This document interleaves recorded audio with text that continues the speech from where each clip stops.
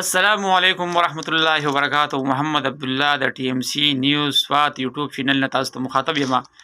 زما محترم ناظرینو، په تیر شوی ویډیو کې موږ د مانزه فرایض ویلو چې د مانزه کې 14 فرایض دي او په دې 14 فرایضو کې یو فرض هم پاتې شو نو مونځ نه کیږي. نن په نننی ټاپک به موږ د مانزه واجبات ذکر کوو چې په مانزه کې کم کم سیزونه واجب دي. په مانزه کې 14 سیزونه واجب دي که په مانزه کې د سړي نه یو یا د یو نه زیات واجبات پاتې شي او دی بیا چې د سهو وکي نو مونځ په هغې باندې صحیح کېږي. خو یاد ساتئ چې دا واجب ستانه په یره سره پاتې شي. که په قصر یې دا واجب پاتې کو مونځ بیا په سیده سهو نه صحیح کېږي، د سر نه به دا مونځ بیا راګرځئ. نو مانځه کې 14 واجبات دي. اولنی واجب دا دی چې د فرض مونځ اولنی 2 رکعتونو دپاره قرات مقررول واجب دي. یو سړی فرض مونځ کوي، مثال طور دی ماسپښین مونځ دی 4 رکعته فرض مونځ دی، نه اولنی 2 رکعتو دپاره به ځان سره به 2 رکعتونه وکړي چې په دې 2 رکعتونو کې به دا 2 سورتونه زه ویمه 2 سورتونه به ځان سره هغه یاد کړي چې دا سورتونه به زه په مانځه کې ویم چې بیا غلطېږي نه. نمبر 2 الحمد شریف یعنې سورې فاتحه لوستل واجب دي. کله چې سړی ځان لمونځ کوي سورې فاتحه لوستل واجب دي. کله چې د امام سره نو بیا به د امام سره سورې فاتحه نه وي، ځکه چې د امام موافقت واجب دی. حدیث شریف ته لا صلات الا بفاتحه الكتاب چې د سورې فاتحې نه علاوه هېڅ یو مونځ نه صحیح کېږي. خو دا حدیث ته هغه چا باره کېږي چې هغه منفرد یوازې مونځ کوي، چې د امام سره د مونځ کوو بیا د امام موافقت واجب دی. نمبر 3 د الحمد شریف سره صورت میلاوهل واجب دي. چې کله الحمد شریف یو ډک رکعت الحمد د هغې سره به صورت میلاوي. نمبر 4 واجب دا ده چې په ترتیب سره مونځ کول واجب دی. مونځ به په ترتیب سره کوي، بې ترتیبه به نه کوي. یعنې 4 رکعته مونځ دی، اولنی 2 ډک دي بیا 2 تش دي، نو اول به 2 ډک وکړي بیا به 2 تش وکړي. دغه شانتې د ماسپښین مونځ دی 10 رکعته، نو اول 4 وکړه سنت وکړه، بیا 4 فرض وکړه، بیا 2 سنت وکړه. نمبر 5 قومه واجبه ده. قومه څه ته وایي عزتمندو؟ قومه وایي کله چې سړی د رکوع نه اوچت شي سمع الله لمن حمده ووایي نو معمولي د ایثار شي چې د کپړو د حرکت د جسم د اعضاو د حرکت لږ ودرېږي، دې ته وایي قومه ده واجبه ده. نمبر 6 جلسه واجب ده. جلسه څه ته وایي؟ جلسه وایي کله چې یوه سجده وکړي او بیا راپاڅي، بیا چې بلې سجدې له ځي د 2 سجدو په دې منځ کې لږ ایسارېدل، دې ته وایي جلسه، دا هم واجب دي.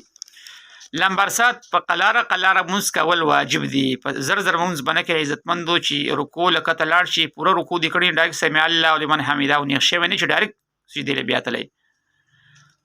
نمبر 8 لنډه قاعده واجبه ده. لنډه قاعده ده نه پاتې شوه بیا دې سیده سهو وکړه مونځ صحیح شو، په یره سره پاتې شوه چې په قصد سره دې پاتې کړه نو مونځ نه صحیح کېږي. تاسو ته مخکې ما وویل. نمبر 9 په دواړه قاعدو کې التحیات ویل واجب دي. په دواړو قاعدو کې التحیات ویل څه دي؟ واجب دي. اولنۍ قاعده عبده ورسوله پورې دې وویل 4 رکعته مونځ دی په هغې کې هم واجبه ده، یا اخرنی رکعت دی په هغې کې د عبده ورسوله پورې مونځ دی، دا ستا واجب مونځ دی وشو، د اخره پورې فرض دی، په دې تا سلام ورځ مونځ صحیح کېږي. نمبر 10 په جهري مونځونو کې جهرن او په سري مونځونو کې سرن قرات ویل واجب دي. کم مونځونه چې جهري دي یعنې سحر دی ماښام دی ماخوستن دی، په دې کې امام په جهر باندې قرات کوي، په زوره باندې به قرات وایي. او کم مونځونه چې سري دي ماسپښین دی مازدیګر دی په دې کې به پټ قرات وایي، په دې کې به په زوره باندې نه وایي. نمبر 11 د امام موافقت واجب دی. یو سړی د امام سره مونځ کوي نو د امام نه مخکې به نه ځي. کم سړی چې د امام نه مخکې ځي مونځ بیا نه کېږي. حدیث شریف کې راځي چې کم سړی د امام نه مخکې مونځ کوي، مخکې ارکان ادا کوي، په ورځ د قیامت په د دې سړي سر د خر په شانتې وي. کله چې دی راپاسي دا نور لاندې ته نه به د انسان وي خو دا سر دا به د خر وي. نو په مانځه کې څومره ملګري چې د ژبې سره مونځ کوي د امام سره مونځ کوي، خیال کوئ چېرته مخکې د امام نه روقدمونه کوي، تعلیم نه کوئ، په قلاره باندې مونځ کوئ.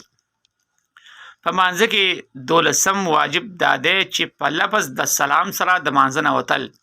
ته مونځ پوره کوې نو السلام علیکم ورحمت الله، السلام علیکم ورحمت الله، دا به ووایې نو مونځ به دې پوره شي. که هسې د مانځه نه ووتې نو مونځ دې ونه شو، مونځ خو ستا مات شو.